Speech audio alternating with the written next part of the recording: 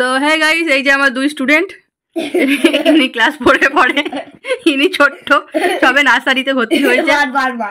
আচ্ছা, আমি এখন পড়াতে চলেছি ভোম্বল সর্দার, খগেন্দ্রনাথ মিত্র লেখা।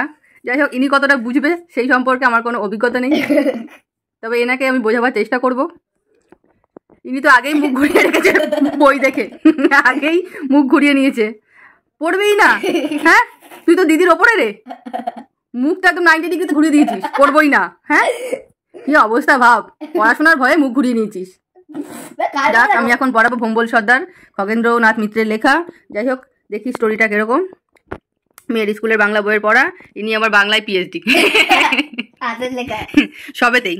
বাবা তোমাকে আমি বাংলার বড় মাস্টারমশাই তৈরি করবো। ও হতে বাবা, বাংলা বললে এ কি রে, বাংলা নাম শুনে তুই ভেতরে ঢুকেছিস কেন? হ্যাঁ, তুই তো দিদির ওপরে রে, দিদি বাংলা নাম শুনলে পিছনে পালায়, তুই বাংলা নাম শুনলে কম্বলের তলায় ঢুকে যাচ্ছিস। কি রে, বেরিয়ে আয়। এই বাকি দিদিটাই দুষ্টু। চলো আমরা এখন শুরু করি ভোম্বল সর্দারের যুদ্ধ।